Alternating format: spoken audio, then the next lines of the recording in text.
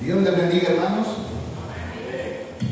Nos hemos reunido en este día para estudiar la palabra y luego orar. Le damos gracias a Dios por este tiempo de devocional que tuvimos.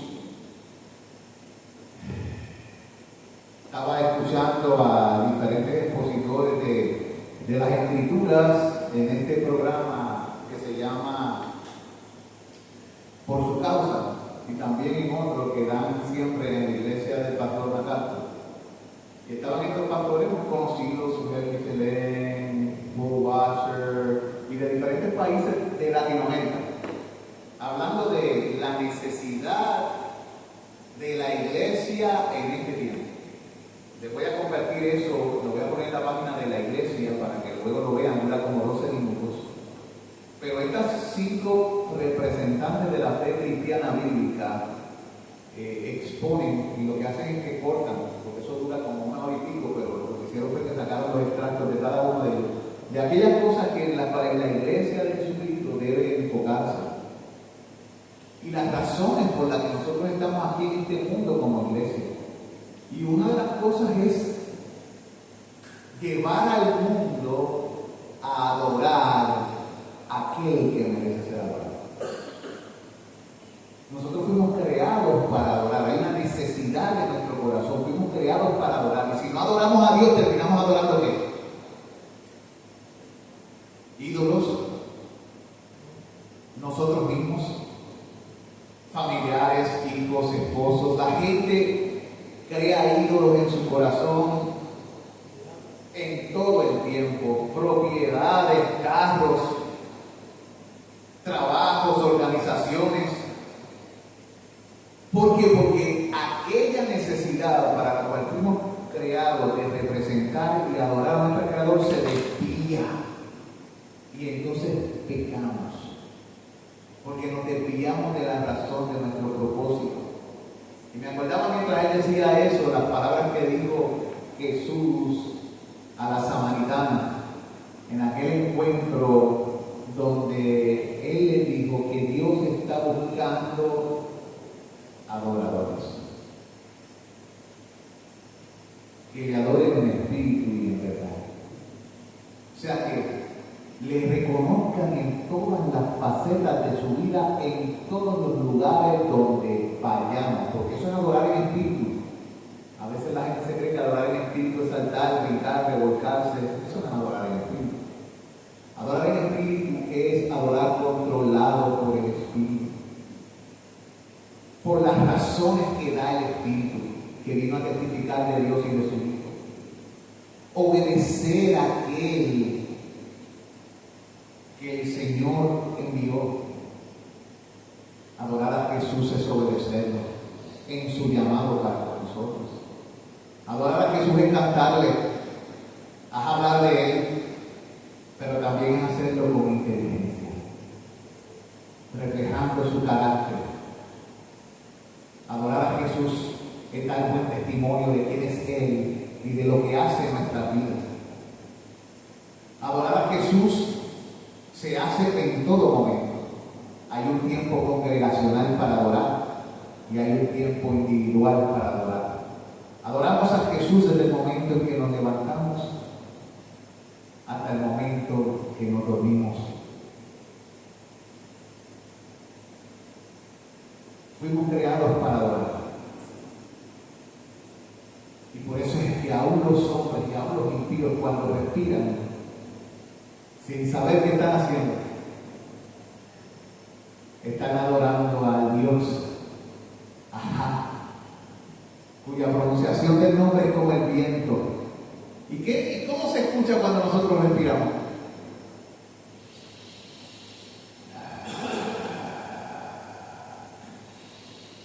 Así se pronuncia el nombre de Dios. Así que aún hasta los que no quieren adorar a Dios, tienen que adorar a Dios desde que nacen hasta que mueren. Y se cumple la palabra que dice todo lo que respira. Todo lo que respira. Alaba a Jehová. Pero qué bueno es alabar a Dios con conocimiento, con entendimiento de quién es Él, con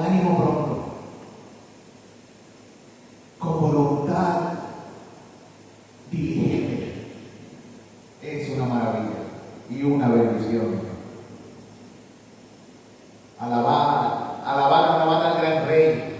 Él es nuestro refugio, nuestro baluarte y nuestro sostén, el omnipotente por los siglos. Amén. Y hoy vamos a continuar con el estudio que hemos estado dando acerca de Abraham, ¿no? Y estamos en la tercera parte de este tema. Luego las próximas clases seguiremos hablando de él, pero en otra etapa de su vida, y tocaremos otros capítulos acerca de la historia de la redención, y buscaremos aplicaciones para nosotros hoy.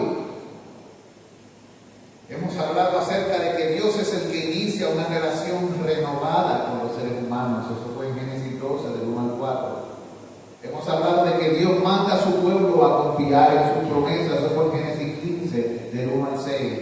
Y hoy vamos a enfatizar que Dios desea que su pueblo esté separado para su gloria.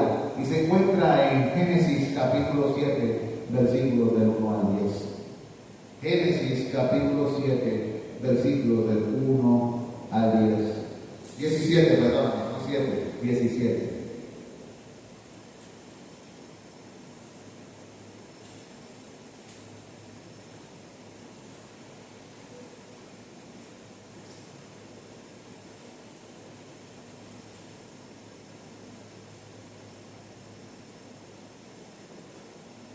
El título que le da la versión Valera es la circuncisión, señal del pacto. Era Abraham, dice ahí, de edad de 99 años, cuando le apareció Jehová y le dijo: yo soy el Dios Todopoderoso. Mira la palabra que le dijo: anda delante de mí y sé perfecta. Y pondré mi pacto entre mí y ti, y te multiplicaré en gran manera.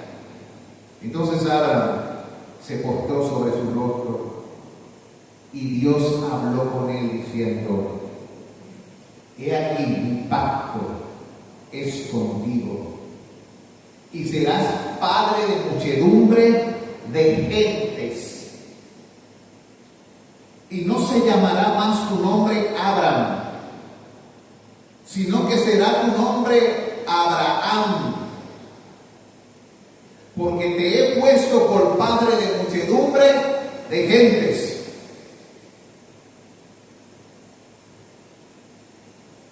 Y te multiplicaré en gran manera, y haré naciones de ti, y reyes saldrán de ti.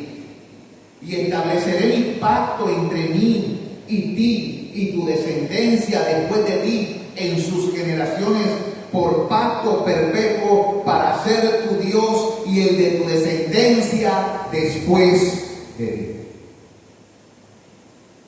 Soberano Señor, que a medida que estudiemos tus palabras, aprendamos lecciones que nos animen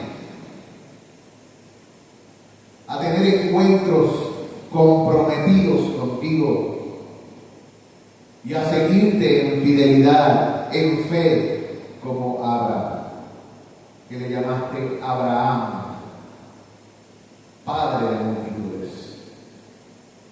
En el nombre de Jesús. Amén. Vamos a primero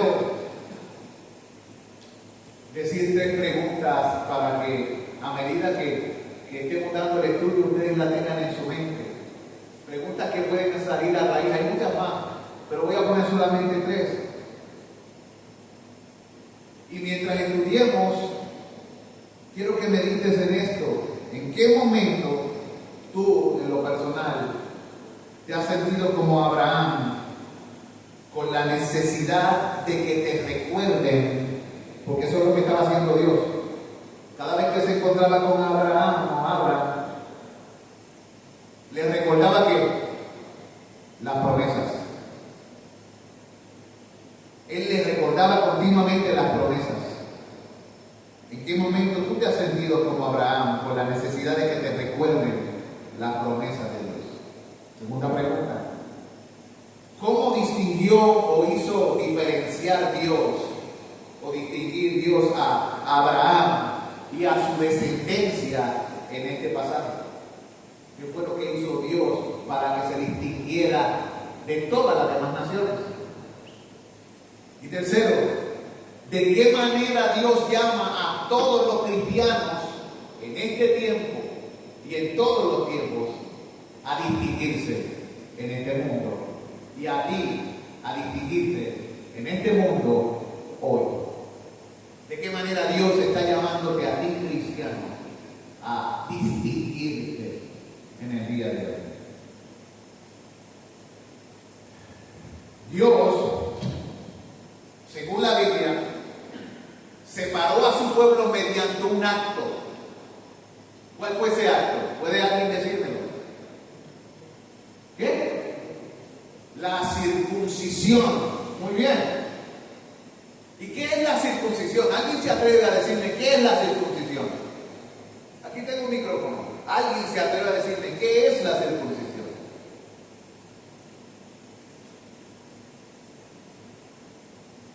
¿Tú te atreves? Ah, pues, atrevido.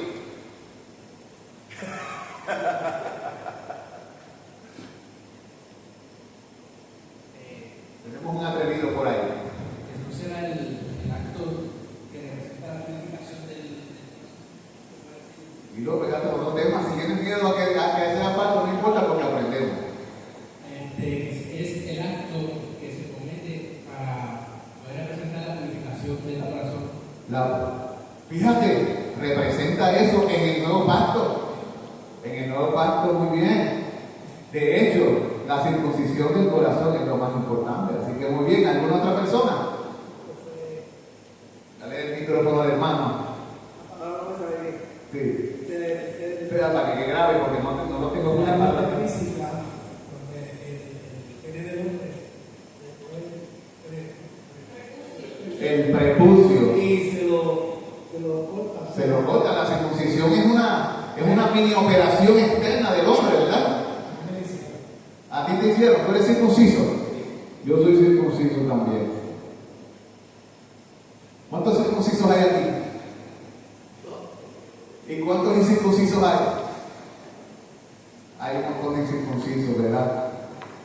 Pues circuncidaos el prepucio de vuestro corazón. Es una realidad, estas cosas Dios las puso como una señal, como una marca para diferenciar a un pueblo de entre las naciones, con unos propósitos específicos, y de eso estaremos hablando y veremos las implicaciones espirituales para nosotros hoy a través de esta clase. Hoy en día, las personas de fe se distinguen en el Nuevo Testamento por una circuncisión del corazón. Eso se encuentra en Romanos capítulo 2, versículo 9. Si usted va conmigo a Romanos capítulo 2, versículo 9, les leo. Dice la Biblia: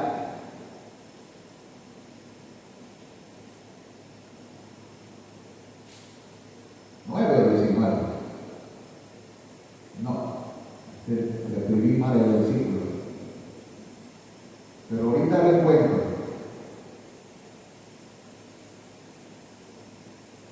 Yo creo que es Filipenses. Vamos a ver.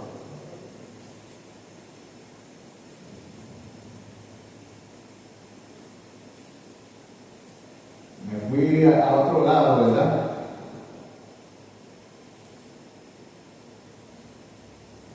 Sí, ahorita vamos a ir, lo voy a leer hoy.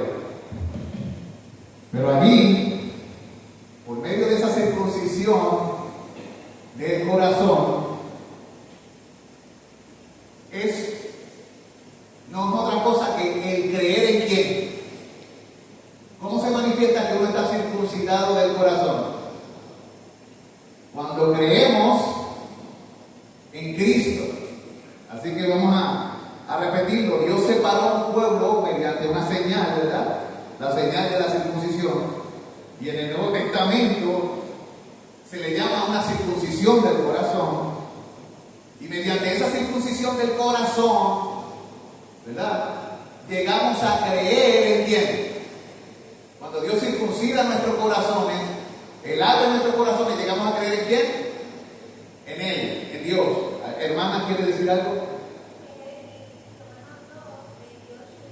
Exactamente, lo voy a escribir aquí porque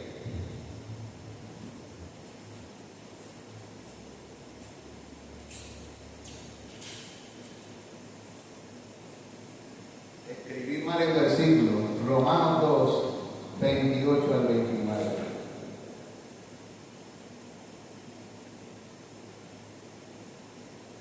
¿Tienes un micrófono contigo?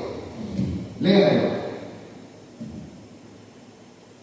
Pues no es judío el que lo es exteriormente, ni es la circuncisión la que se hace exteriormente en la carne, sino que es judío el que lo es en lo interior, y la circuncisión es la del corazón en espíritu, no en letra, la alabanza del cual no viene de los hombres, sino de Dios. Aleluya.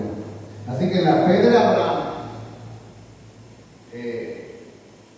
recibió como señal la circuncisión, ¿verdad? Y la circuncisión en este tiempo lo que manifiesta es que nuestro corazón se ha abierto ¿a quién? A Dios, y hemos creído. La fe de Abraham en aquel entonces volvió a vacilar. Por eso es que vemos que Dios le repite ¿qué?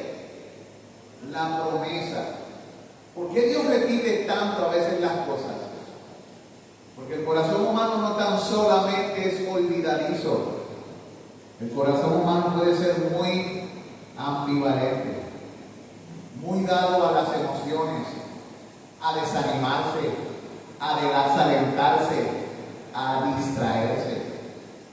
Nosotros los seres humanos nos desanimamos, nos desalentamos fácilmente y nos distraemos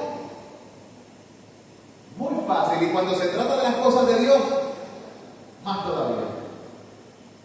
Tenemos ese mal, y Dios está hablando con él allí y con Sarai, porque ellos se habían vuelto mucho más ancianos y a pesar de su ancianidad habían pasado un paquete de años adicionales después de la promesa, todavía no tenían hijos. Y una vez más Dios reitera las promesas y el compromiso que Dios tiene con él, ¿verdad? Con Abraham en ese momento, y establece con él una relación de pacto. Sin embargo, en esta reiteración o repetición de la promesa, Dios le cambia el nombre a Abraham, que significa Padre exaltado, a un nombre que significa Padre de multitudes. Y cuando te dicen a ti Padre de multitudes y tú tienes un paquete de años y no tienes hijos, muchos pensamientos vienen a tu corazón.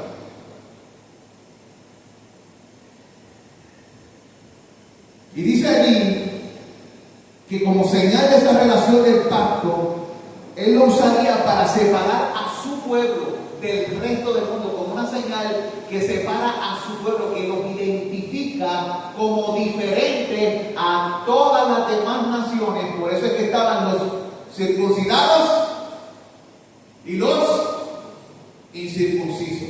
Él iba a diferenciar a su pueblo por la circuncisión. Y el Señor llama a Abraham a caminar delante de él de manera intachable. Le hace un llamado y le dice a Abraham, ya cambié el nombre, ahora tu labor es caminar delante de mí de manera intachable, porque me vas a representar a mí. Y yo no soy cualquier cosa. Teníamos que andar delante de él intachablemente. ¿Cómo lo dice el texto? Anda delante de mí y sé perfecto. Y reiteró la promesa de multiplicar su descendencia y de convertirlo en padre de multitud de gentes, de naciones, de etnias. Vamos a hacer una diferenciación. Cuando la Biblia habla de naciones o etnias, está hablando no de países en específico, ¿me entiendes? Una nación en este contexto no es un país, porque donde él naciones. Había lugares donde se reunían muchas naciones.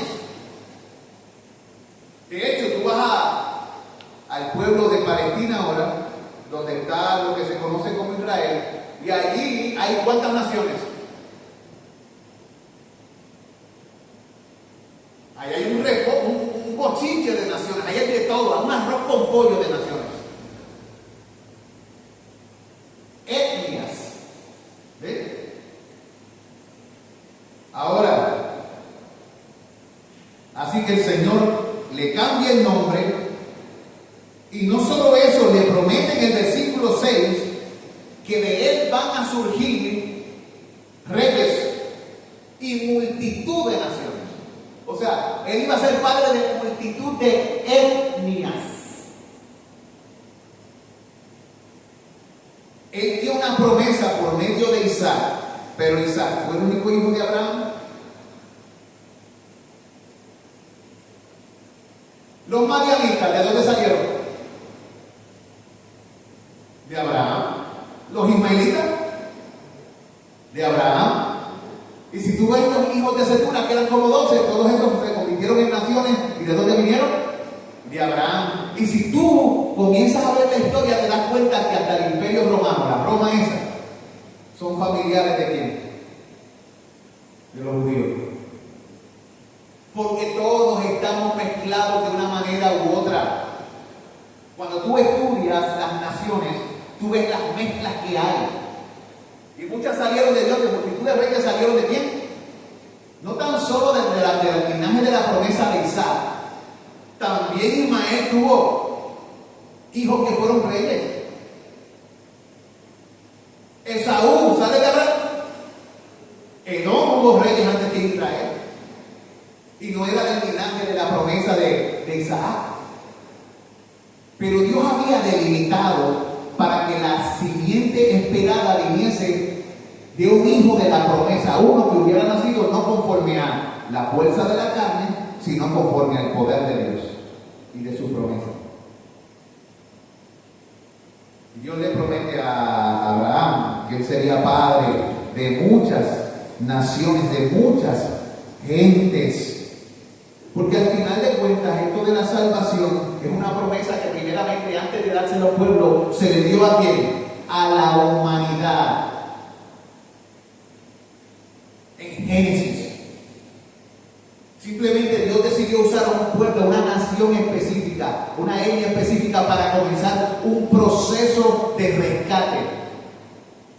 Y esto es importante porque la gente a veces se enfatiza y piensa que tiene que ver con esa nación en específico. Y se olvida del plan completo de la Escritura, que es rescatar a gente de toda tribu, lengua y nación y llamar un pueblo para su nombre. Pero Dios produciría a través de este Abraham un linaje real que conduciría, por supuesto, a aquel rey de reyes llamado Jesucristo, Jesús de Nazaret. Así Dios cumpliría sus promesas. Pero Abraham tenía una responsabilidad. Dios le dijo que tenía que caminar delante de quién? De él. Sí, porque la gente se cree, no, él no tenía ninguna responsabilidad. Él tenía una responsabilidad. La responsabilidad era andar delante de Dios. ¿Y qué? Anda delante de mí y se vive de una manera intachable delante de mí. Así que este pacto era condicionalmente incondicional.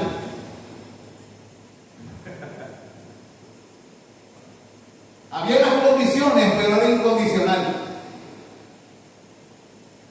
Se cumpliría, pero uno de los descendientes de Abraham tendría que ser como intachable. Abraham fue perfecto delante de Dios. Sí hubo un hijo de Abraham que fue perfecto delante de Dios. De hecho, solamente ha habido uno en toda la tierra que ha andado perfectamente delante de Dios. ¿Y el descendiente de quién? De Abraham. Así que todos fallaron. Abraham falló. Pero tuvo misericordia de él porque Dios es comprometido y fiel. Isaac falló. Y falló Jacob. Fallaron los 12 hijos. Fallaron los hijos de los hijos. Hasta que un día, en el cumplimiento del tiempo, Dios envió a su hijo.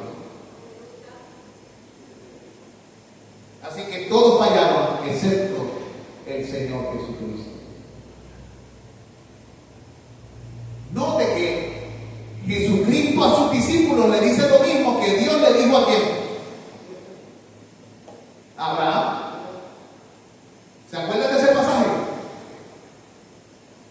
Sed pues vosotros perfectos, como vuestro Padre que está en los cielos es perfecto. Así que nosotros que somos la simiente también de Abraham, porque somos hijos de Abraham por medio de la fe en quién, en Jesucristo, se nos ordena a vivir delante de Dios y a ser perfectos.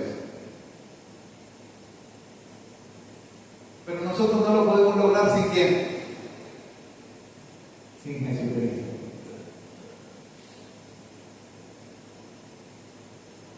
Nosotros delante de Dios somos perfectos o no. ¿Qué ustedes dicen? ¿Quién se atreve? ¿Cómo? Mira lo que dice el hermano. En Cristo Jesús sí, pero presentarse así uno no. O sea que sí somos perfectos delante de Dios por medio de quién? De Jesucristo.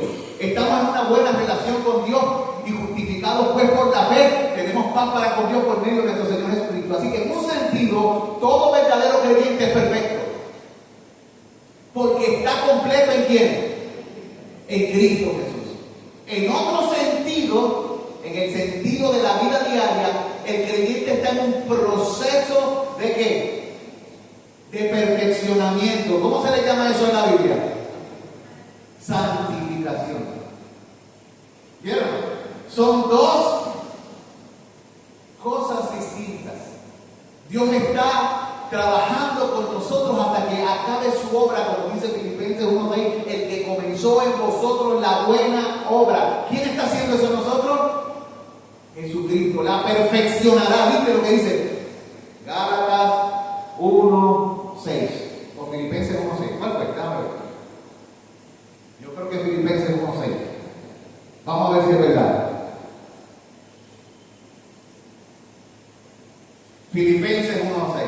Y estando persuadidos de esto, que el que comenzó en vosotros la buena obra, la perfeccionará hasta el día de Jesucristo. ¿Ah? ¿Quiere decir algo? Mira, démele un micrófono al hermano si quiere comentar algo.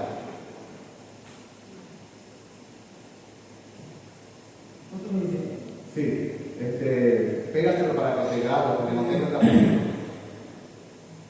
¿Cómo se ve la circuncisión de la mujer? Eso lo vamos a hablar después. Sí, porque en este tiempo, Sí. en este tiempo está la liberación femenina, ¿verdad? Y lo que se habla de machismo incluye esa parte también de eso. Sí.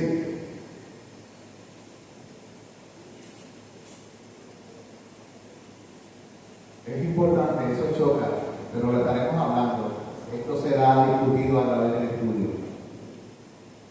Este y otros que vienen. Pero no nos adelantemos todavía.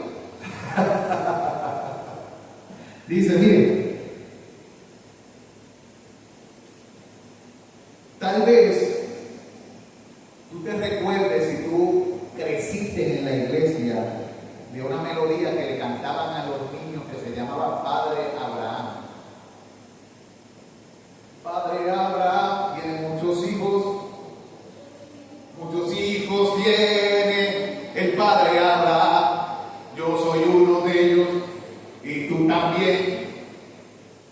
Y empezaban así, de momento, mano derecha, mano izquierda, izquierda, pie derecho, pie izquierdo, y cada uno empezaba.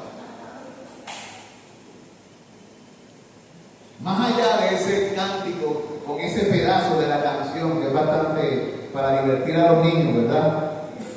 Ese cántico tiene una excelente teología, porque la canción enseña a los niños gentiles que ser un hijo de Abraham no tiene que ver con la raza.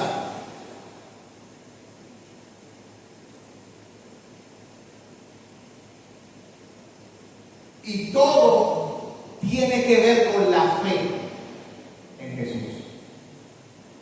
Esa es la teología de esa canción. Él tiene muchos hijos. Yo soy uno de ellos. ¿Tú eres gentil? Tú también. A través de la fe en Cristo, las naciones se están transformando en hijos ¿de quién? De Abraham. Y la relación del pacto del Señor con Abraham le dio origen a una de las frases claves en toda la Biblia, cuando Dios prometió ser el Dios de los descendientes de Abraham. ¿Tú eres hijo de Dios? ¿Tú eres hijo de Abraham? Dios ha prometido ser tu Dios. Es una promesa de Él. Yo prometo que yo voy a ser tu Dios. Gracias al Señor por eso. Como dice la promesa en Jeremías 24:7, para ser tu Dios y el de tu descendencia después de ti. Esa es la promesa de Dios. Yo voy a ser tu Dios y el de tu descendencia después de ti. Confía en Dios y créele a Dios para que también se vuelva el Dios de quién? De tus hijos. Créele a Él. Cree no en la fidelidad de tus hijos, sino en la fidelidad de Dios para traer a tus hijos así. La historia de la Biblia nos muestra las estrategias divinas para mantener a un pueblo con un corazón rebelde alineado.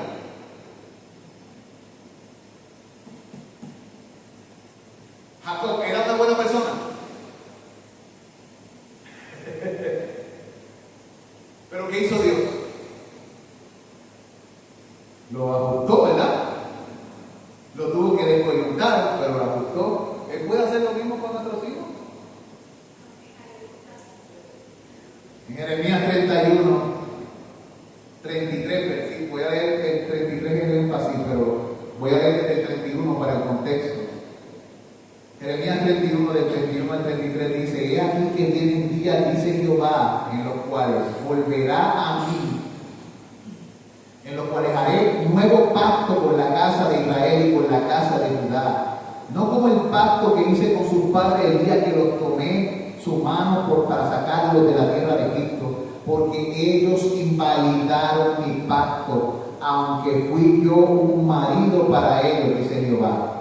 Pero este es el pacto que haré con la casa de Israel después de aquellos días, dice Jehová. Daré mi ley en su mente y la escribiré en su corazón, y yo seré a ellos por Dios, y ellos me serán, dice ahí, por pueblo.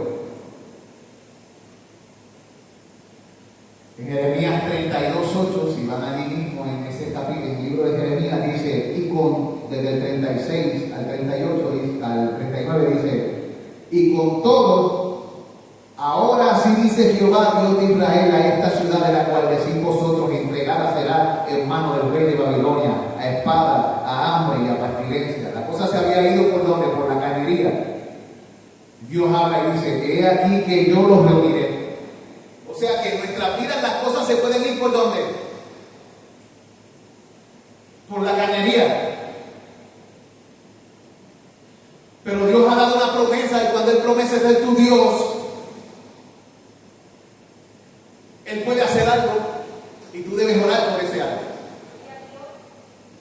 Señor, represento a mis descendientes, represento a mis hijos, cumple tus propósitos de pacto. Señor, de misericordia, acuérdate de tu promesa. ¿Qué tú le acuerdas a Dios? ¿Tú le acuerdas qué? Su palabra.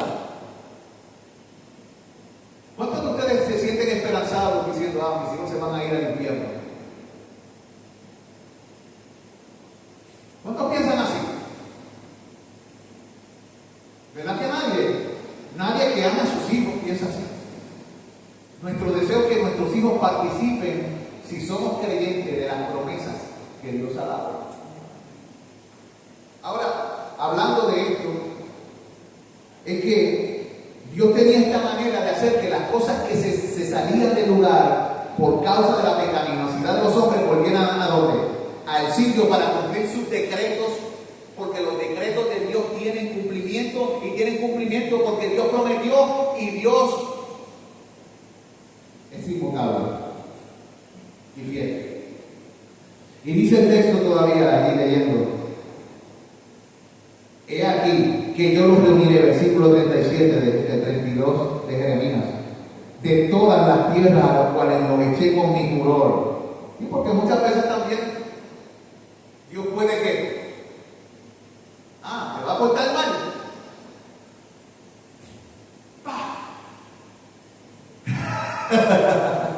Nos disciplina y nos echa, levante aquí.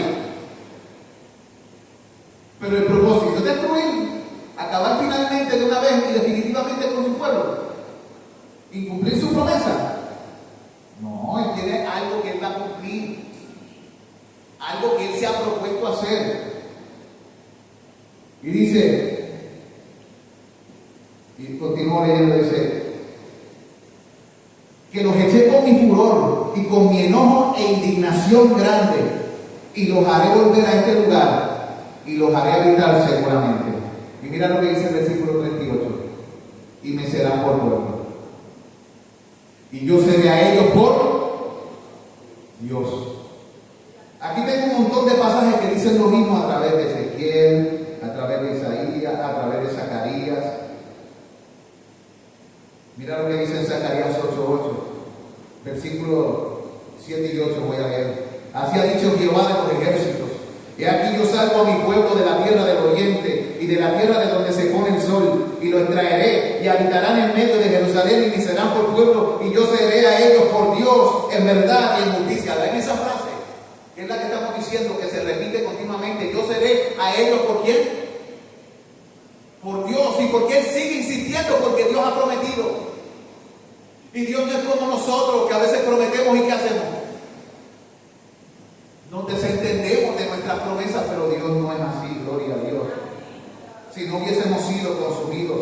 En 2 Corintios capítulo 6, versículo 16, el apóstol Pablo cita la promesa del Antiguo Testamento, cuando dice: ¿qué acuerdo hay entre el templo de Dios y los ídolos? Porque vosotros, está hablando ahora con gentiles, Pablo, judío, le está hablando a gentiles cristianos, y le está diciendo a esos gentiles: vosotros sois el templo del Dios viviente, como Dios dijo: habitaré y andaré entre ellos, y seré su Dios, y ellos serán mi pueblo. Así que tú y yo hemos venido a ser también que parte de ese pueblo con el que Dios ha hecho una promesa. Es tremendo. Hebreos capítulo 8, versículo 10 dice: por lo cual este es el pacto que haré con la casa de Israel después de aquellos días, dice el Señor. Pondré mis leyes en la mente de ellos y sobre su corazón las escribiré, y seré a ellos por Dios y ellos serán por mi pueblo. Y si seguimos buscando textos en la Biblia donde Dios continuamente repite su promesa: seré a ellos por Dios, ellos serán por mi pueblo. Y una de las características o evidencias de que somos parte de ese pueblo es que la ley de Dios, las leyes de Dios estarán en donde, las palabras de Dios estarán en donde, en nuestra mente y en nuestro corazón. El pueblo al que Dios salva, su corazón se lo cambia y comienza a amar su palabra. No tan solo intelectualmente, no tan solo en la mente. Cuando dicen el corazón es que también afecta a toda la voluntad del hombre y lo mueve a. En la Biblia la palabra mente y corazón a veces significa lo mismo, otras veces no. Pero aquí Él está repitiendo las cosas. La parte intelectual, la parte emocional y la parte voluntaria va a inclinarse para las cosas de Dios, y quien hará eso en nuestra vida aquí, nuestro Dios. Yo no confío en mi capacidad intelectual ni en la tuya para servir a Dios. Yo confío en la capacidad de Dios para trabajar con tu mente, con tu corazón, con tus acciones y con tu voluntad. Porque yo no te puedo cambiar. Pero Dios sí. Por eso es que tenemos promesas en la Biblia. Dice que por el Señor son ordenados los pasos de ¿quién? De los hombres. Pero es que está violentando mi libre albedrío. Cada vez que yo escucho ese disparate, se me revuelve el estómago. Si Dios no trabaja con tu corazón y cambia tu voluntad, te pierdes. Porque no hay quien busque a Dios. ¿Quién lo busca? ¿Me entiendes? No, Él lo hace. Tú estás pidiendo que Dios me cohiba, como escuché una canción que decía, cohibir mi libertad. ¿Qué libertad? El hombre sin Cristo es esclavo. La libertad la recibe cuando el Señor le cambia el corazón y la mente. Y dice que aquí que el que lo hace no es el hombre, quien lo hace es Dios. Yo pondré mi ley en su mente y la escribiré en su corazón. Gloria a Dios por eso. Si no estaríamos perdidos. Dios está comprometido con la salvación de Abraham y de su descendencia. Y Él tiene tu nombre. Pero estamos hablando de toda la humanidad. No, pero Él tiene gente de entre todas las naciones que se caracterizan por la fe. Tú puedes evidenciar a un hijo de Abraham porque su corazón ha sido circuncidado. Y como ha sido circuncidado, tienen algo que otros no tienen. La fe de Abraham. La fe que confía en Dios. La fe que reconoce a Jesús.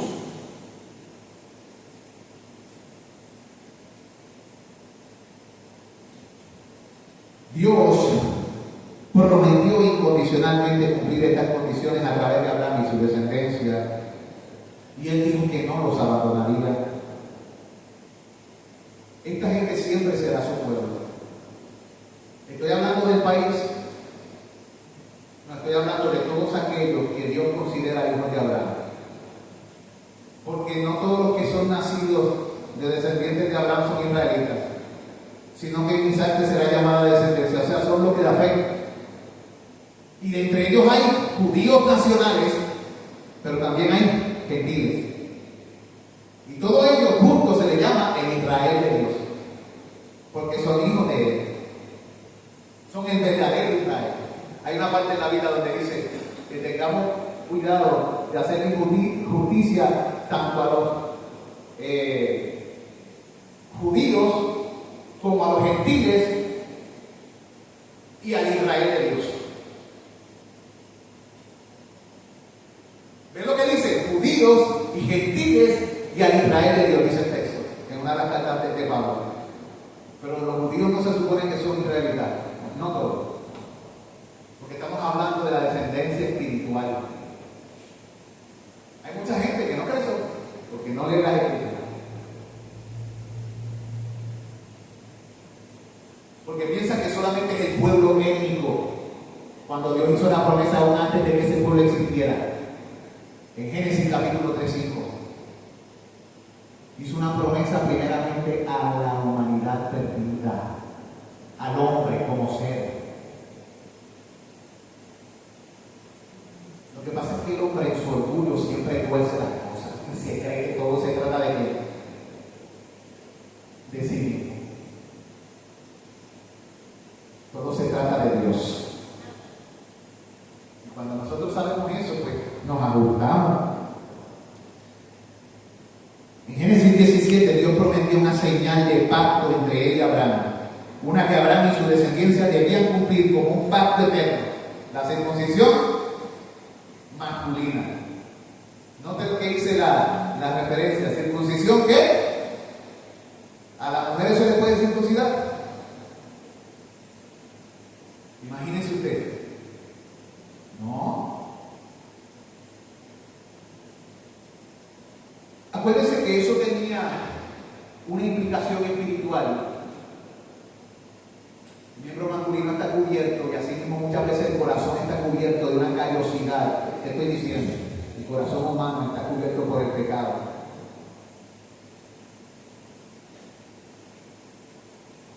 Y por la dureza. Y cuando Dios remueve eso, el prepucio, lo deja descubierto. ¿Y qué significa eso?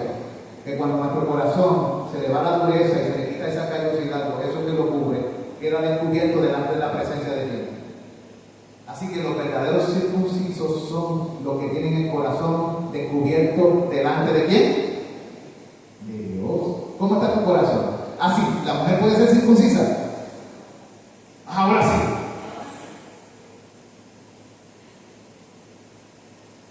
Ahí se sabe quién es un verdadero circuncidado. Eso era un símbolo, una señal que tenía un propósito. Hacer una diferenciación entre el pueblo. Todo hombre sería circuncidado como señal de la participación en el pacto. Este símbolo externo marcaba en la carne a aquellos que pertenecían al pueblo de Dios, separándolos de todos los demás pueblos del mundo. Una pregunta: las mujeres que eran esposas e hijas de estos hombres, ¿pertenecían al pueblo de Dios? ¿Seguro? ¿Las hijas de los judíos pertenecían al pueblo de Dios? ¿Se circuncidaban? No. ¿Pero por qué entonces estaba marcado ahí en el hombre? Porque el hombre es la cabeza y es la gloria de Dios. Este símbolo externo se marcaba en la carne a aquellos que pertenecían, separándolos de todos los demás pueblos del mundo. Además, la circuncisión fue dada por una razón: marcaba el lugar de donde procede la simiente. La semilla, ¿cómo proliferaban? La palabra simiente o semilla, ¿de dónde procede?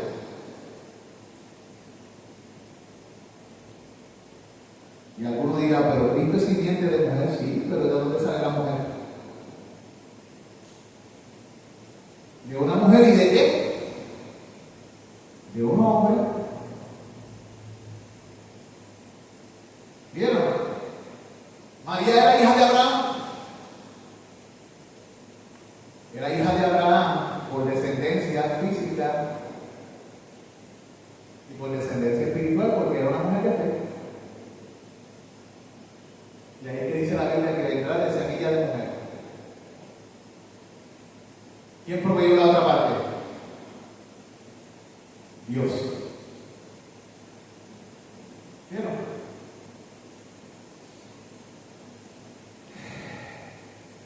Mire,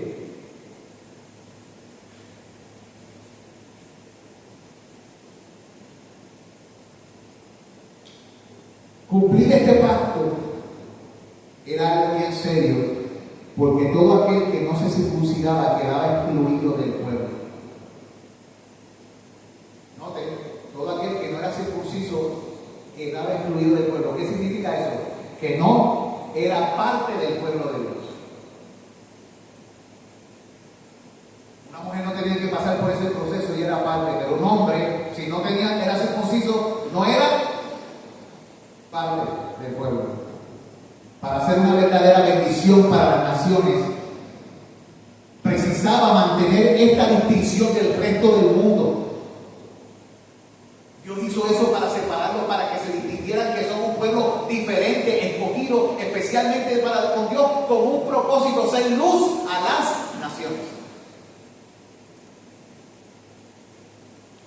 Lo mismo es cierto ahora en nuestro caso, en el nuevo pacto.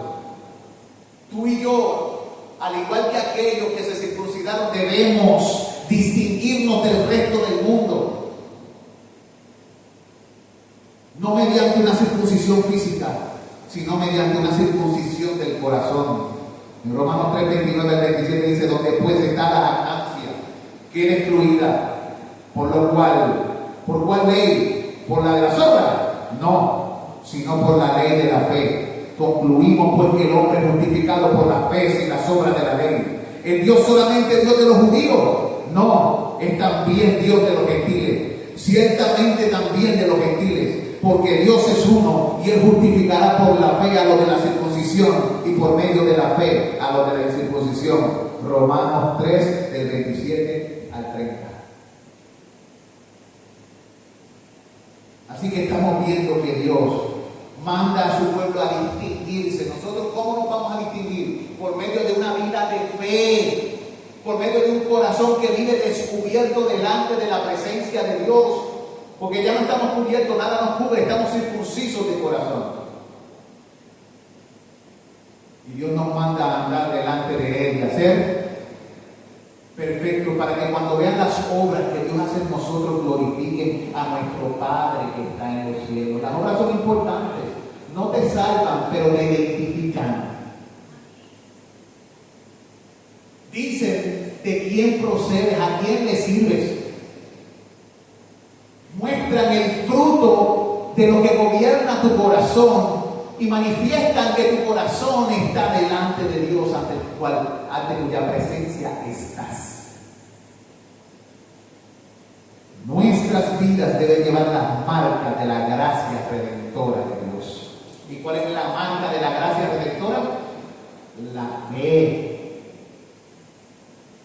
Por gracia soy salvo, por medio de la fe, y esto no de vosotros, es un don de Dios. Los voy a dejar con dos preguntas para que se las contesten a sí mismos y se vayan pensando. ¿Qué nos enseña a ser parte del pueblo escogido de Dios por fe acerca de la naturaleza del amor de Dios por nosotros? Voy a repetirlo. ¿Qué nos enseña a ser parte del pueblo escogido de Dios por fe acerca de la naturaleza del amor de Dios por nosotros? Esa es la primera pregunta. La segunda pregunta es: ¿podemos ser parte de la misión del Señor sin buscar la santidad? ¿Sí? ¿No? ¿Por qué? Podemos ser parte de la misión del Señor sin buscar la santidad. Sí, no, ¿por qué? ¿Cuántos dicen ustedes? ¿Quién se atreve a contestar eso? ¿Ah?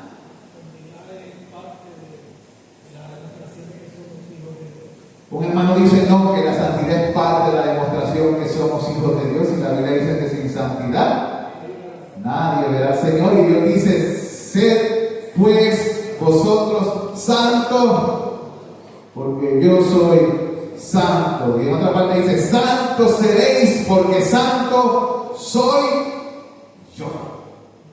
Amén. Soberano Dios, te doy gracias y te ruego que tú bendigas al hermano Junior en la parte de la oración y lo utilices poderosamente, Señor. Glorifica tu nombre utilizándolo, o al hermano Luchi, perdón, Señor.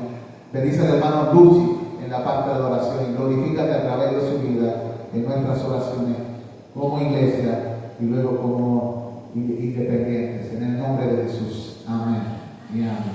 Hermano Luchi.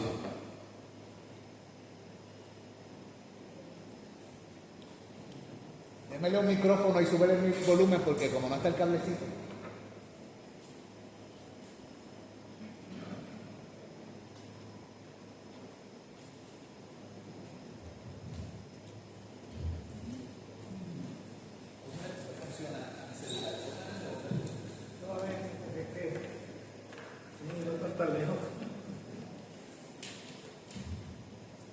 Dios le bendiga, hermanos. ¿Me escucha? A veces hablo duro, pero a veces hablo que ni yo mismo me entiendo. Damos gracias al Señor por el estudio, ¿verdad? Hay cosas en la palabra que aparentemente son misterios, pero cuando la vemos nos aclara la mente, ¿verdad? Y siempre nos van a preguntar, ¿verdad? Yo doy gracias a Dios por el estudio, ¿verdad? Porque no habíamos sentido de cuál es nuestra relación con Dios, con Jesucristo.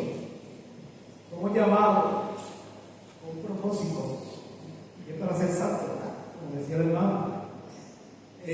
Yo quisiera que busquemos un versículo en Samuel capítulo 15, primera de Samuel capítulo 15.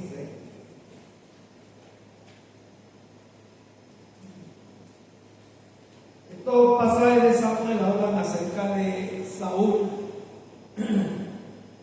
Y como Samuel, profeta de Dios, había hablado a Saúl dando unas instrucciones específicas. Como este hombre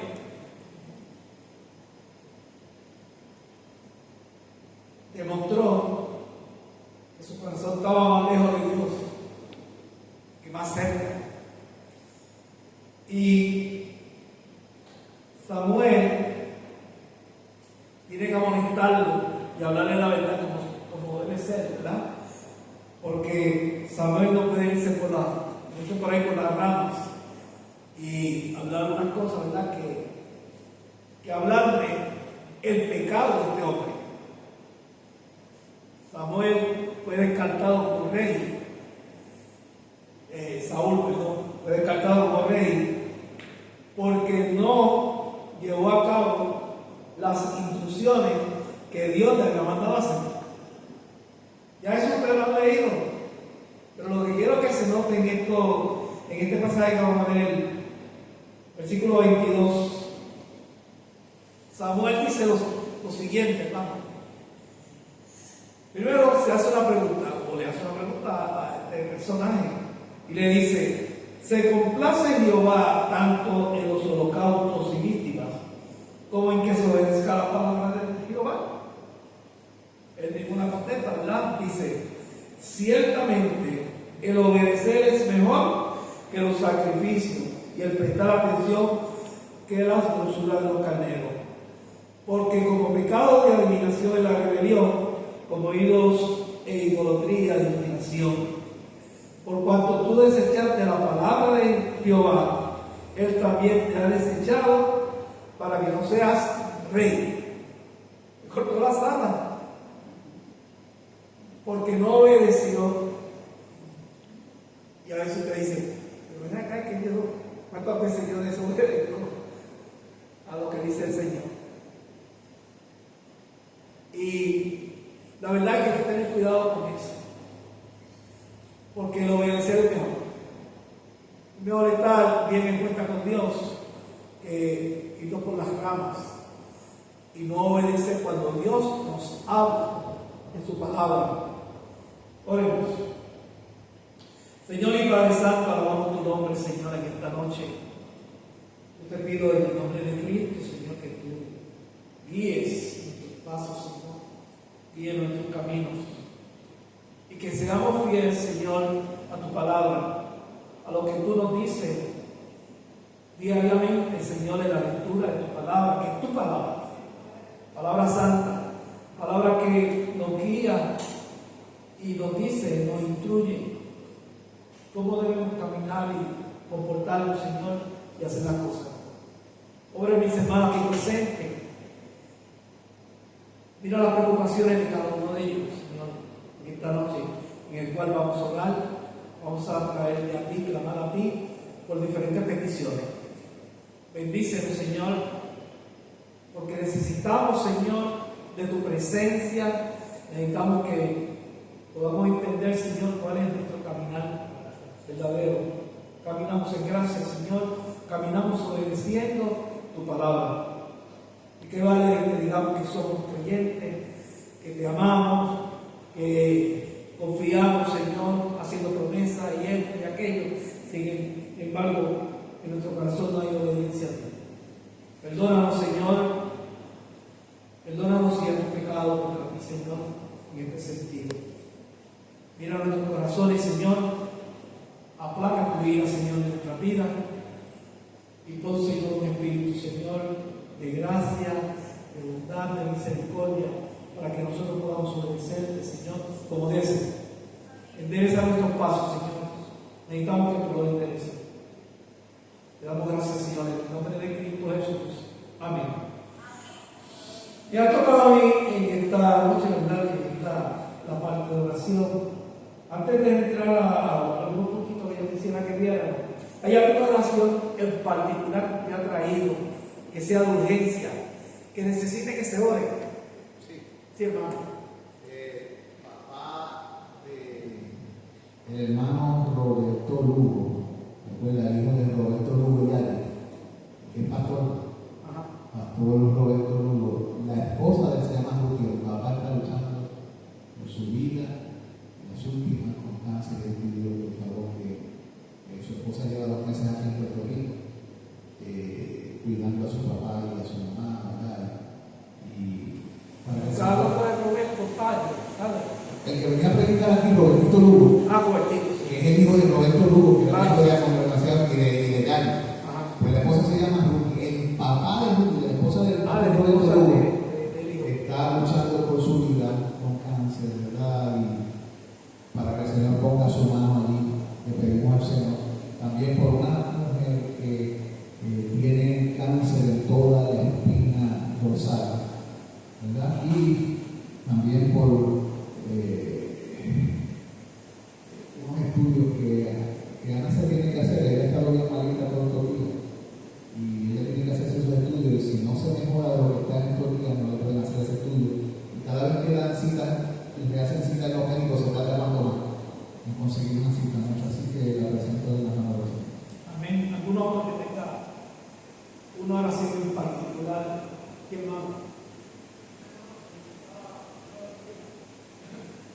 Hermano, yo quiero hablar con Milton, que vive más abajo de Cacerera, pero no le con su esposo, porque no pude ir, pero Milton enfermo, sí, y se llegaba esa enfermedad de él, que nunca la consuelta. Tiene la alegría, a él también le viene ahora, a mí la tiene.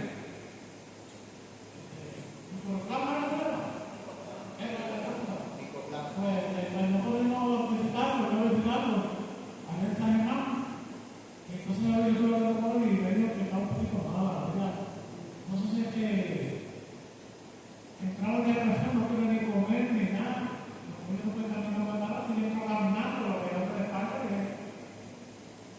No anda a la bañada y no quiere comer y no se curaba, y parece que está en depresión o algo, no quiere comer.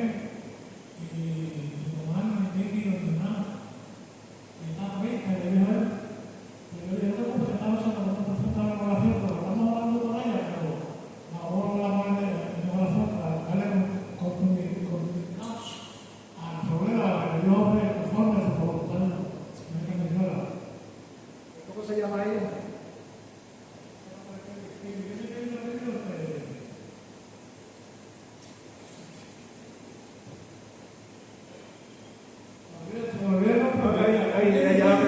Ya Dios sabe que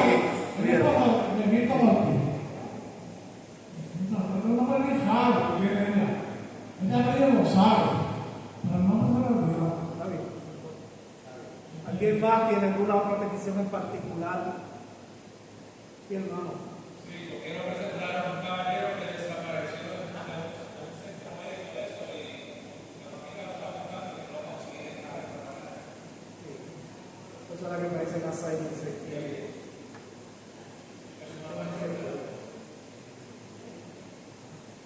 ¿Quién más? ¿Una más? Tengo que buscar un cirujano para que me un examen dentro de la vesícula mía para hacer pólipo. Entonces, pues, después me dijo que voy a dar el seguimiento. Si él crece, hay que pagar la cosa esa.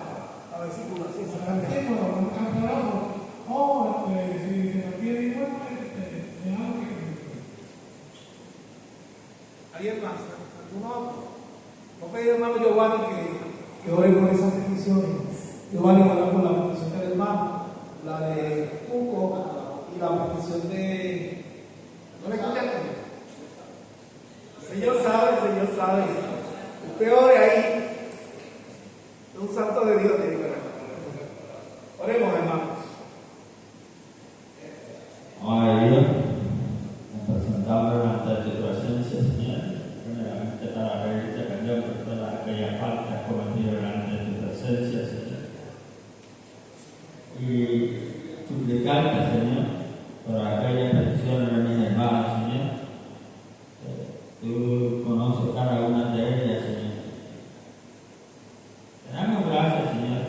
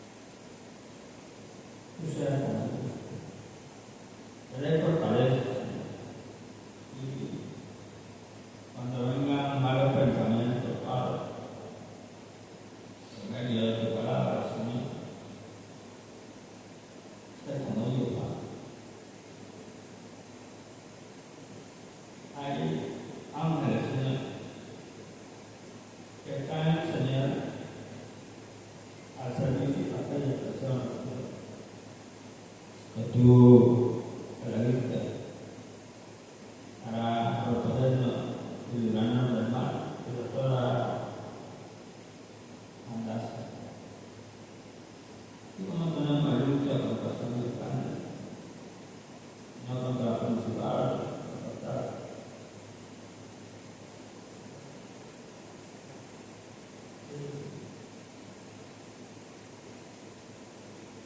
una maldad, padre, que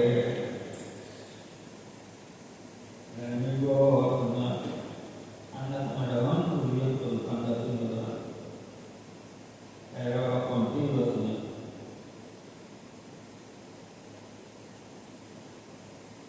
Solamente por medio de la sangre preciosa de nuestro Jesús, el sacrificio que hizo del Calvario, el vino a resucitar, a romper cadenas, llevar el vino aquello que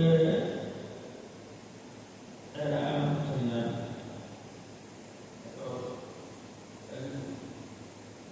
La esperanza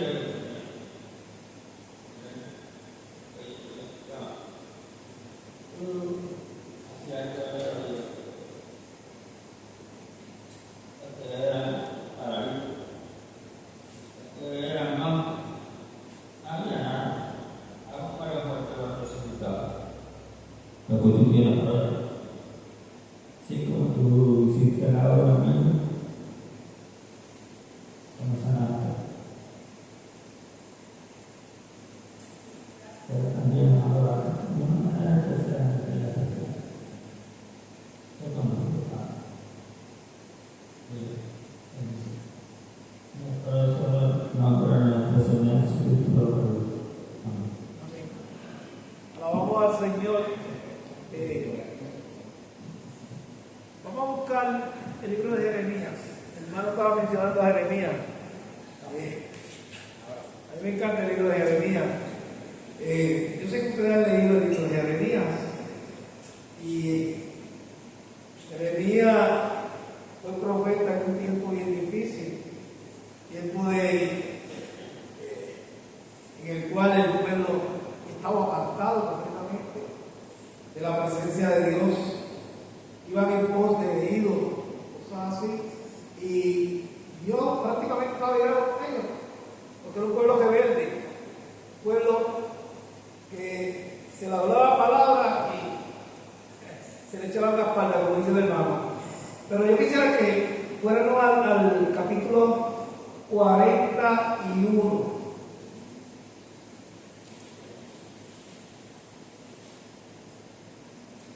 En esta parte, en el cual se está solicitando a Jeremías que hable a Dios para que Dios dé un visto bueno de unas decisiones. Miren lo que es esto, decisiones. ¿Cuántos de ustedes han hecho decisiones aquí? Todos hacemos decisiones todos los días. Unas buenas, unas malas, otras peores, otras nos tiran por el charco y eso es imposible. Pues aquí vemos eso también. Decisiones que se toman, pero que detrás de la decisión hay un espíritu de hipocresía, hay un espíritu de no someterse a lo que se nos diga y a pintar a veces a los profetas como si fueran mentirosos. Y la palabra de Dios como si no fuera verdad, que Dios no habla. A veces en la iglesia pasa eso, hermano. Mucha gente viene a la iglesia a escuchar lo que a ellos les conviene, lo que a ellos les satisface en su corazón, y a buscar palabras para que cubran las faltas de la persona. Y aquí en este pasaje, que no lo vamos a leer todo porque es mucho, tú lees un acontecimiento y hay un grupo, un remanente de Israel que toma una decisión.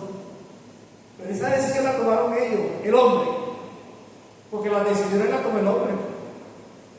¿Cierto o falso? Dios no toma decisiones por ti. Tú tomas tus propias decisiones.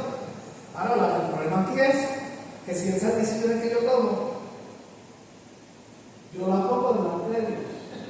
Y ahí es que cuando Dios nos trae nuestras decisiones, hay problemas serios.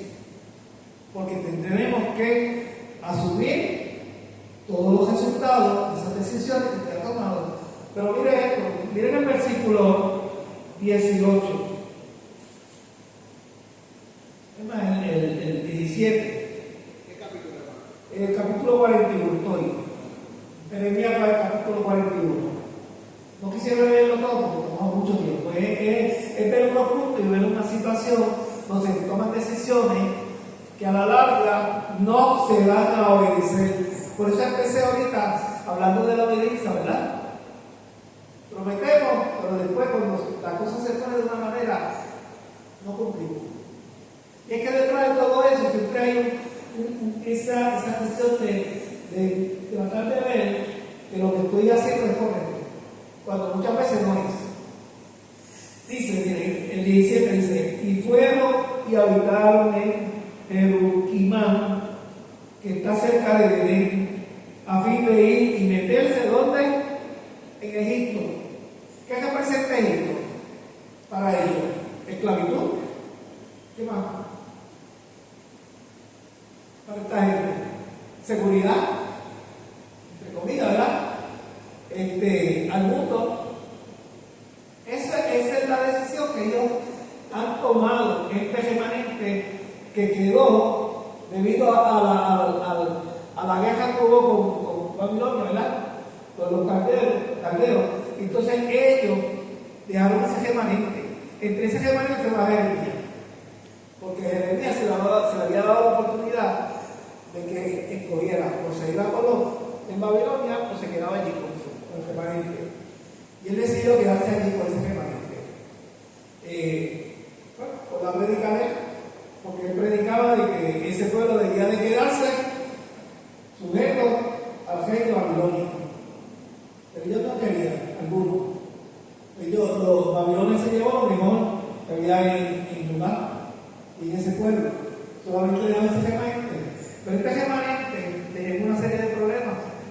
Y vamos a leer eso ahí, dice. Y meterse en Egipto. Ellos parece que no se ven olvidados de cuando Moisés los sacó de Egipto. Y la vida que llevaron casi 500 años ahí esclavizados. Cuando el Señor los llevó por ese área de Egipto, ellos querían ponerla atrás, porque les gustaba la cebolla y el helado. ¿A cuánto les gusta la cebolla y el helado? A algunos, ¿verdad? Entonces, mira, y esta decisión que ellos tomaron fue a causa de los caldeos, porque le temían. El miedo hace que usted y yo muchas veces tomamos malas decisiones. Y ellos estaban tomando una mala decisión por haber dado muerte Ismael, hijo de Netalías, a Gedarías, hijo de Ahikam, el cual el rey de Babilonia había puesto por gobernador para gobernar la tierra. Pusieron un gobernador, Ismael lo mató, que fue uno de los príncipes, pero ellos fueron a encontrar a Ismael a ver si podían matar a Ismael, para matar la cuestión, pero tenían miedo y tomaron una decisión. Esa decisión no fue consultada con Dios. Esa decisión la tomaron ellos. Pero es interesante porque ellos van en el capítulo 42 a Jeremías. Acuérdense que Jeremías está en ese grupo, de ese remanente. Y le piden a Jeremías que consulte a Dios. A ver qué Dios le dice. Pero la decisión estaba tomada. Yo nunca he hecho eso. Tomo una decisión y después viene acá a la iglesia y dice al hermano, yo quiero que oren por mí porque estoy pensando, estoy orando por una decisión que voy a tomar. O sea, es como tratando de buscar una aceptación, ¿verdad? Un sí, ¿verdad? Para poder llevar a cabo lo que estaba pensando. Pero mire, esta gente va donde Jeremías a hablar con él, a rogarle a él que él presente la causa al Señor. Entonces, miren, en el versículo 3 dice lo siguiente: para que Jehová, estoy en el 42, para que Jehová tu Dios, fíjate lo que dice, lo dice anteriormente, para que Jehová tu Dios, no dice para que Jehová nuestro Dios, ¿verdad? O sea, Dios no estaba en los planes de ellos y en la decisión. Ahí se ve claro. Están hablando de Jeremías porque sabían que Jeremías es un profeta de Dios. Y dice, nos enseña el camino para donde vamos y lo que hemos de hacer. Y a mí lo triste que me toca este pasaje es que, si tú lo lees bien, dice: he aquí que voy a orar a Jehová vuestro Dios, como habéis dicho, y todo lo que Jehová os respondiere os enseñaré, y no os reservaré palabra. Ese es Jeremías. Ahora miren la voz de estos hombres. Dice, en el versículo 5: y ellos dijeron a Jeremías: Jehová sea entre nosotros testigo de la verdad y de la lealtad, y no hicieron conforme a todo, y si no hiciéramos conforme a todo aquello para lo cual Jehová tu Dios te enseñara a nosotros, sea bueno sea malo, a la voz de Jehová nuestro Dios, al cual te enviamos, obedeceremos, para que obedeciendo a la voz de Jehová nuestro Dios no vaya bien. Mire eso ahí. Eso da tristeza. Veanlo bien para que ustedes lo que dice ahí. Eso da tristeza porque ellos van donde Jeremías a escuchar lo que Jeremías o Dios va a decir por medio de Jeremías a la petición de ellos. Y ellos se comprometen a obedecer lo que le trae el profeta Jeremías por parte de Dios. ¿Eso no se le parece a muchas personas que hacen eso? Toman una decisión, buscan la voz de Dios para llevar a cabo eso y se comprometen en el momento, ¿verdad? A veces viene gente a la iglesia, vienen con una serie de problemas y no es malo, ¿verdad? Que nosotros vemos por ellos, ¿verdad? Y nos vemos, eso está en la iglesia. Pero el problema es que vienen ya con una decisión y una cosa detrás, buscando que se les resuelva un problema, buscando que ya sea económico, que sea lo que sea, y se comprometen, pues entonces ahora yo voy a la iglesia, esto, pero después se olvidan. ¿Por qué? Si usted lee más adelante, usted se va a dar cuenta por la palabra que el profeta trae. Le trae la parte buena, pero le trae la parte que no le gusta a ella. Entonces, yo no lo voy a leer porque si no, no nos da tiempo para las oraciones, pero la cuestión aquí es que una de las cosas que le dice Dios al profeta que le diga a ese pueblo, y no es que se lo dice a él, ya se lo dice interiormente, es que no fueran a Egipto, que se quedaran allí, porque el Babilonia, el rey de Babilonia, lo iba a cuidar, lo iba a sostener y no le iba a pasar nada. Mire qué cosa, ¿verdad? Pero ya la decisión ellos habían tomado. ¿Cuántas veces nosotros hacemos eso? Nosotros hemos conocido personas que han tomado decisiones equivocadas y muchas veces vienen, no, que yo estoy orando por él, que si no, que yo me ha hablado, Dios me ha hablado y yo voy a tomar la decisión. Puede que alguna vez no salga bien, todo, pero no necesariamente, ¿verdad? Los hijos de Dios siempre tienen que estar bajo la bendición de Dios y la gracia de Dios, no bajo el criterio de ellos mismos para tomar decisiones. Pero esta gente lo que nos trae una hipocresía de parte de ellos al profeta Jeremías, y mucho más una hipocresía delante de Dios y no se dan de cuenta de que Dios todo lo sabe. Hay algo que se le escapa de Dios del corazón de uno. Dios sabe cuáles son las decisiones. O sea, usted no tiene que decir que Dios no sabe. A veces presentamos oraciones aquí, a veces los hermanos no lo escuchan, a veces no, son tantas que no. Pero Dios sabe, porque Dios está presente aquí con nosotros. Cuando el pueblo de Dios se reúne, Dios está. En el Salmo 100, no estaba buscando eso, que se lo había 133, búscalo usted, a ver cómo te dice ahí. Salmo 133.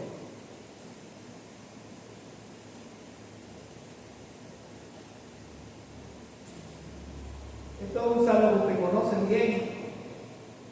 Dice: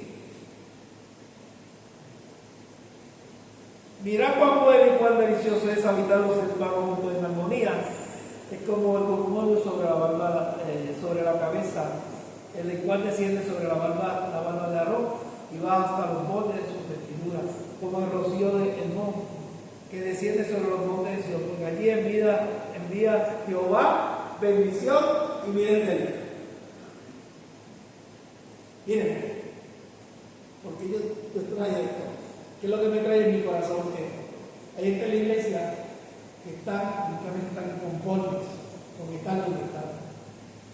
Otros ya tienen planes e ideas equivocadas de que allá, en el otro lado, está mejor que aquí.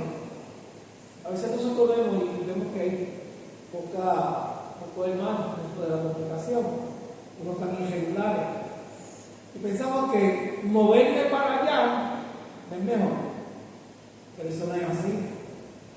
Si usted no ha hecho una provisión con Dios, ¿cómo usted se va a mover del lugar? Porque aquí no encuentra lo que dice la palabra, bendición y vida eterna. Yo creo que yo soy el más que llevo más tiempo aquí en el Evangelio. Y es difícil uno moverse de un lugar a otro, porque uno no va a encontrar lo que uno está buscando en su corazón. Y yo, con mi familia, siempre hemos dicho que nos quedamos en un sitio, porque ese es el lugar que Dios me ha puesto. Ahí yo es que voy a recibir esa bendición, porque Dios es el que ha hecho la decisión, no yo.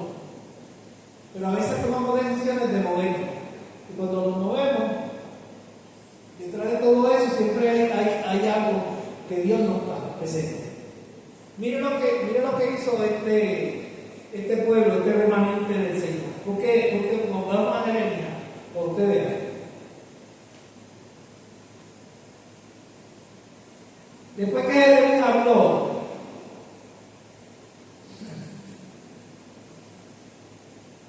en el 43, después que Jeremías trajo la palabra de Dios, primero que nada no aceptaron la palabra de Dios.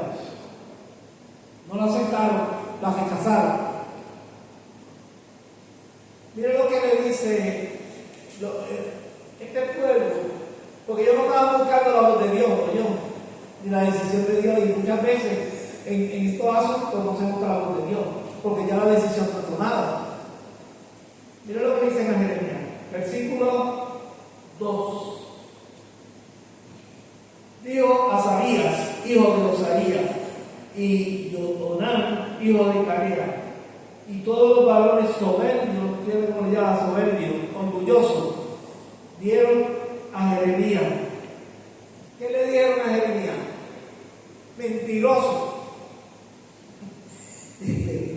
Mentiroso dice, no te ha enviado Jehová nuestro Dios. Ahora dice que es nuestro Dios. Antes decía que era el Dios de Jeremías. Para decir, no vayáis a Egipto para morar allí, sino que Barak, hijo de Neherías, te cita contra nosotros para entregarnos en manos de los caldeos. Y así sigue, y para matarnos.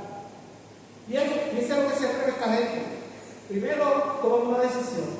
Piden dirección de Dios. Piden que Dios lo ilumine. Y cuando se les habla la palabra de Dios, ¿qué hacen? Al profeta. ¿Y a quién realmente le están diciendo mentiroso? a Dios, porque el profeta lo que hace es decir la palabra de Dios. El pastor cuando predica, ¿qué él predica? Lo que él entiende. No, lo que habla es la palabra de Dios. El maestro igual habla la palabra de Dios.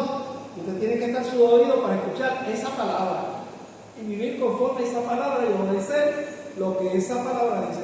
Uno no puede hacer como Saúl. ¿Qué hizo Saúl? Hizo lo que le dio la gana y recibió el castigo de Dios.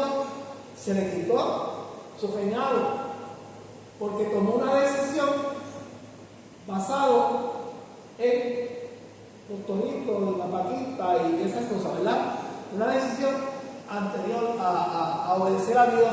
No decir, esta gente igual, esta gente ya había tomado la decisión, entonces ¿qué le esperaba? Pues se fue un país, ¿no?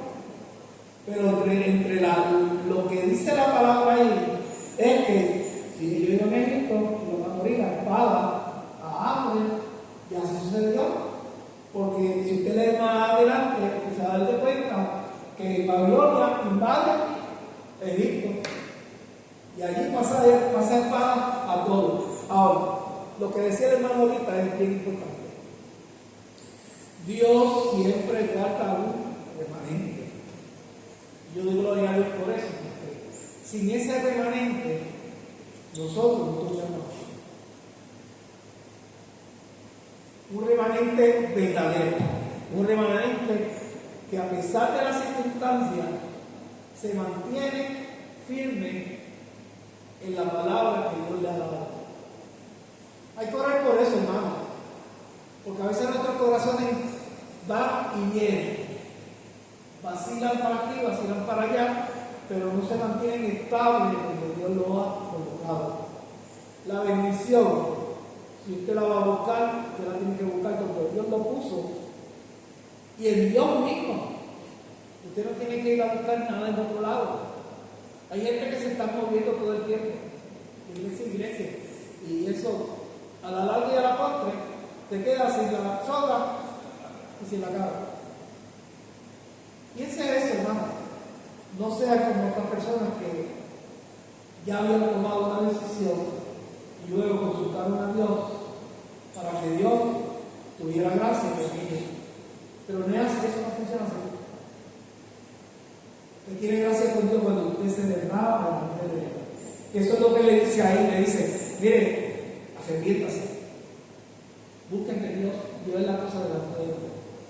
Lea el pasaje para que usted vea, lea eso de Jeremías, porque lo que está buscando Dios es que ese pueblo deje las malas costumbres y se vuelva a Él. Y eso era lo que Dios hacía. Se unían a otros pueblos, se olvidaban de Dios, buscaban ídolos, buscaban cosas, que eso desagradaba a Dios y la ira de Dios se derramaba contra él.